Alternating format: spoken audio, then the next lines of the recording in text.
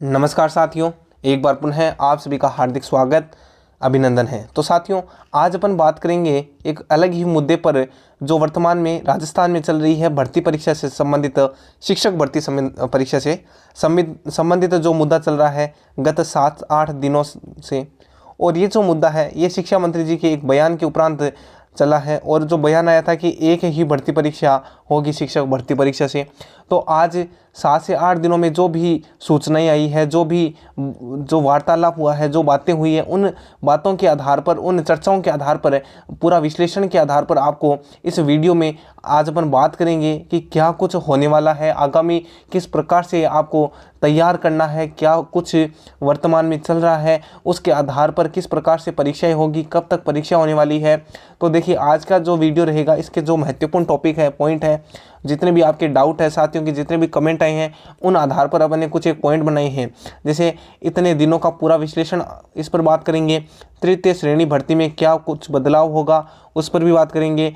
क्या एक ही पेपर होगा तो घाटा होगा कि फ़ायदा होगा, उस पर बात की जाएगी। इसके अलावा कब तक होगी जो नया नियम है ये, कब तक लागू होगा, कब तक होगी नई भर्ती शिक्षक भर्ती परीक्षा 3rd ग्रेड जो है वो कब तक होगी, इस दुविधा से किस प्रकार से बचा जाना चाहिए, और क्या कुछ पढ़ना चाहिए इस वर्तमान समय में।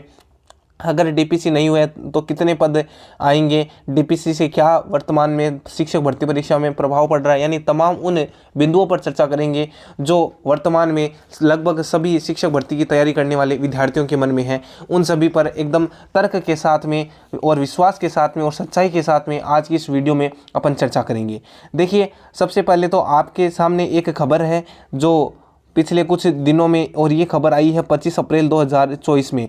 25 अप्रैल 2024 की अखबार में छपी हुई एक खबर है, जिसके आधार पर वर्तमान में चर्चाएं चल रही है, और चर्चा से ज़्यादा तो यहाँ पर अफवाहें ज़्यादा फैल रही है।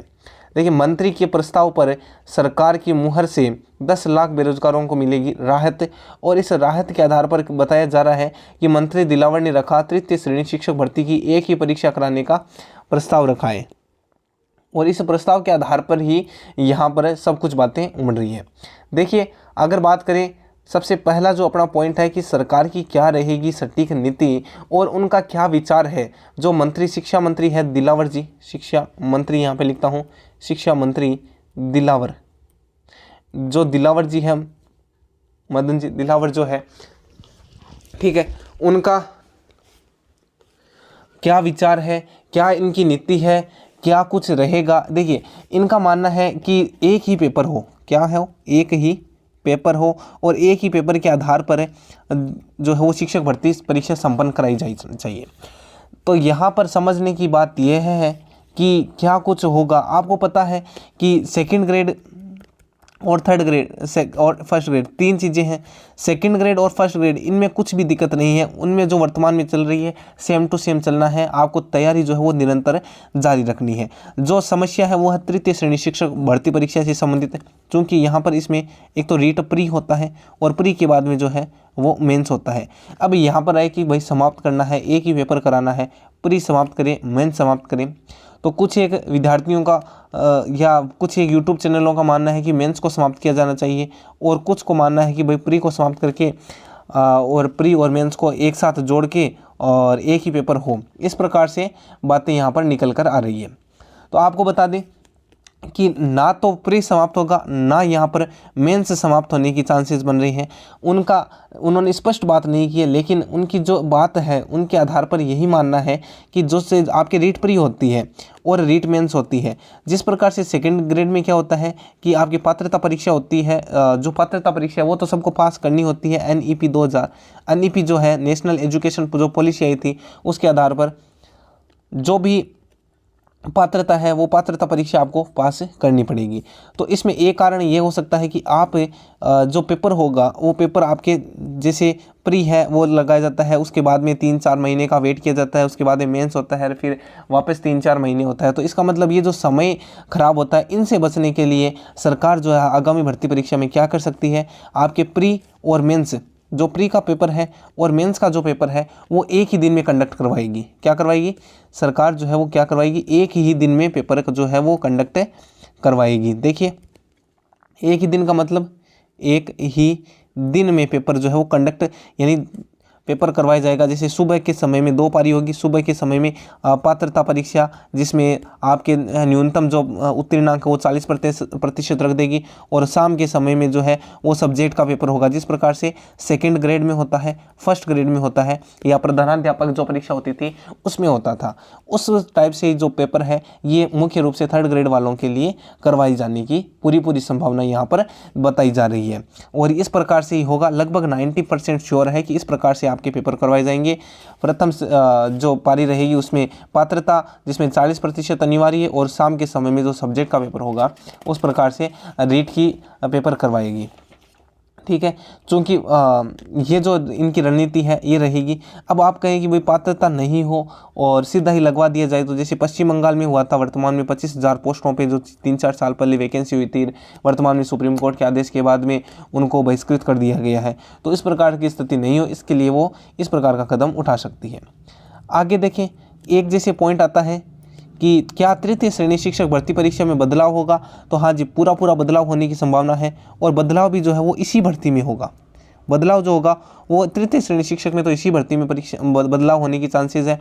अगर बदलाव होता है तो इसी भर्ती में होगा, और बदलाव होने के उपरांत ये जो भर्ती है ये मार्च में चली जाएगी, लगभग मार्च अप्रैल मान के चलिए। और मार्च अप्रैल कौन से 2025 में पूरी जाने की संभावना है, और बदलाव होना स्वाभाविक भी है, क्योंकि जब सरकार आती है तो कुछ परिवर्तन करती है, कुछ न कुछ अपने स्तर पर बदलाव करती है।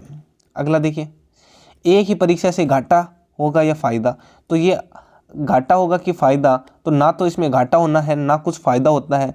जितना आपके पास में सिलेबस है, जितना आपके पास में पाठ्यक्रम है, वो पूरा का पूरा आपको पाठ्यक्रम पढ़ना है, तो उसमें ना तो कुछ कमी होगी ना बढ़ना होगा, कुछ एक परिवर्तन होगा, वो आपको आगामी समय में आपको परिवर्तन जो है वो देखने को मिल जाएगा। आगे बात करें कि भाई कब तक ये जो नई योजना है कब तक सरकार के द्वारा लागू की जाएगी, तो ये मान के चलिए अभी जो चुनाव चल रहे हैं और चुनाव के बाद में जो है वो रुझान आना शुरू हो जाएंगे, इस प्रकार के नियमों में रुझान आना शुरू हो जाएंगे चुनाव के बाद में, और उसके बाद में जो है वो लागू की जाएगी। और लागू होने के बाद में आपकी जो आगामी जो परीक्षा होगी, आगामी जो थर्ड ग्रेड होगी, उसमें आपको देखने को मिल जाएगा। आगे बात करें कब तक होगी नई भर्ती। देखिए, नई भर्ती परीक्षा जो है वर्तमान में ऐसे चल रहा था डीपीसी, और उस डीपीसी के कारण भर्ती जो है उसको आगे सरका दिया गया था। पहले उम्मीद थी कि रीट परी जो है वो अक्टूबर से नवंबर तक हो जाएगी, और उसके बाद में जो है वो मेंस की जो भर्ती है वो आपके फरवरी से मार्च तक होगी। लेकिन वर्तमान में जो डीपीसी की प्रक्रिया है वो स्थगित कर दी गई है कुछ एक कारणों के कारण। तो डीपीसी नहीं होने के कारण पहली बात तो पदों में कमी होगी और पद कम होंगे। इसके अलावा भर्ती जो है उसमें नए संशोधन किया जा रहा है, तो संशोधन करने का तात्पर्य यहाँ से 3 से 4 महीने खराब होना, मतलब आप मान के चलिए अगर इस प्रकार का संशोधन होता है तो मान के चलिए मार्च 2024 से पहले आपको भर्ती नहीं देखने को मिलेगी। जो सच्चाई है वो सच्चाई है।